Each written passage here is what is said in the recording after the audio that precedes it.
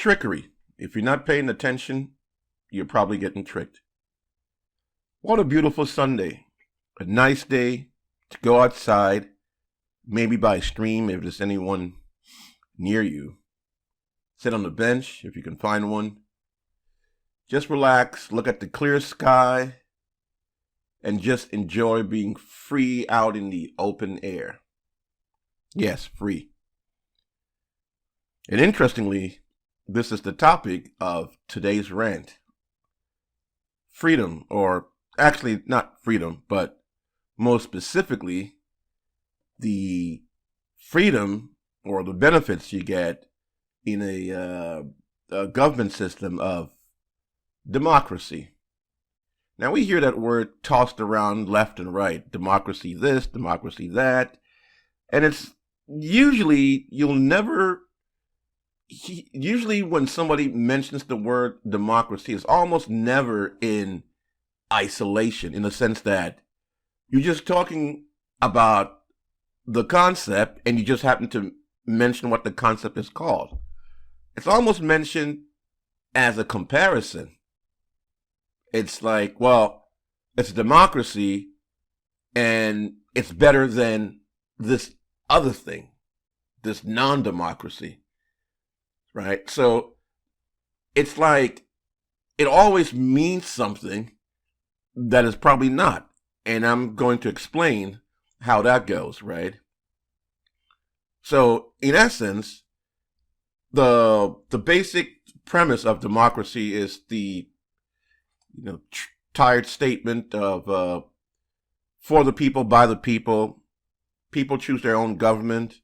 People vote for the person that people vote for the government that they want to be ruled by, or led by, or advised by, whichever way you want to look at it. The bottom line is the people, through voting, select the way they should be governed. Well, that's true. And for most part, that's correct. And it's definitely a good thing, as opposed to not being able to elect the people that should govern you. So that's fine. So let's take that, put that in the box over here.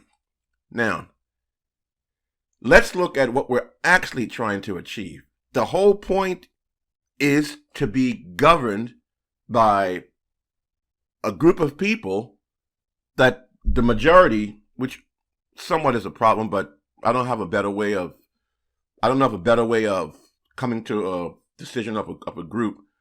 But the people make a decision of, well, we want this particular person to govern us. That is the end goal. The act of voting is a means to try to get to that goal, right? So the act of voting itself is not the key part, right? I mean, or the act of voting. Let me rephrase that.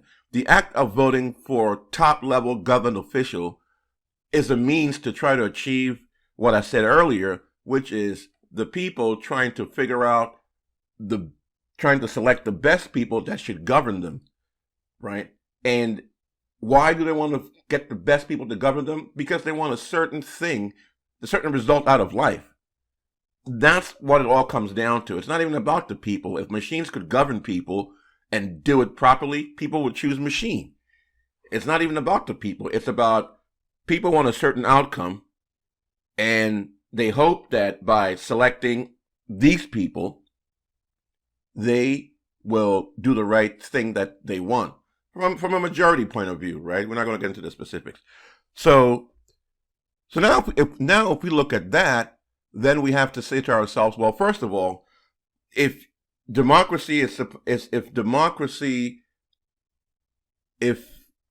people want to do that, then it's not just about whether or not you vote. Number one, well, the two main components to all of this. The first part is, are the people given the proper choice?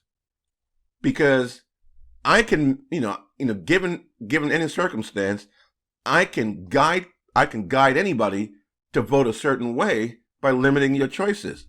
So that's the first thing that people almost never consider when they throw around the democracy word, when not even when they throw it around, but when they use it specifically as a comparison with non-democratic systems.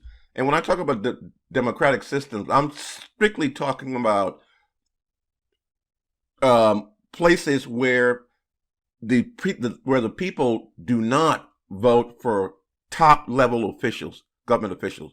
Top level is the key, right? Because they may vote for lower level people, but not top level. So that's what I'm calling non-democracy, not the act of the people voting for a government official, because that can happen in many places that are considered quote unquote non-democratic. But all right. So the one thing is, are the people presented with reasonable options? Are people blocking options? Because if a system blocks certain options, then regardless of the fact that the people do vote, that's not voting. The second part is, are the people properly informed? Because I'm sure for everyone that votes, they're doing it for what they think is the right reason. Now, if the decision making is compromised by deliberate, doesn't matter even if it's deliberate, by false information, well, that's another problem with the effect of democracy, right? Because false facts will almost guarantee that you're going to land with the false conclusion.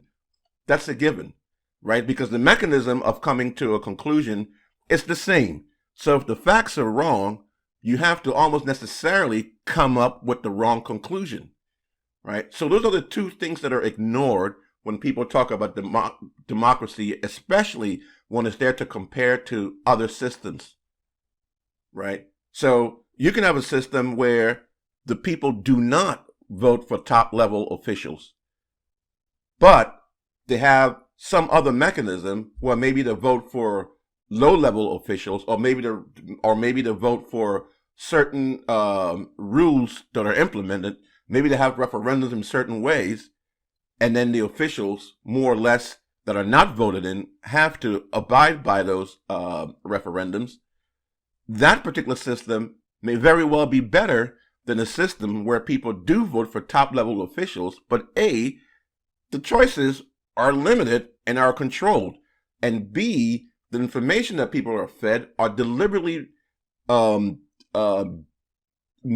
deliberately delivered false information to those people, specifically for them to guide their decision-making capability. So in the end, it may look like the democracy is automatically better, but it's not. What you really need to do, instead of just going with democracy, countries that are democratic are just inherently better. No, let's use our brain a little bit. Let's go beyond that and say, well, what are they actually doing to get to the results that the people want? Not just this blanket, hey, I vote for this guy, and then bam, so I'm automatically free. Think about it. It's not that hard.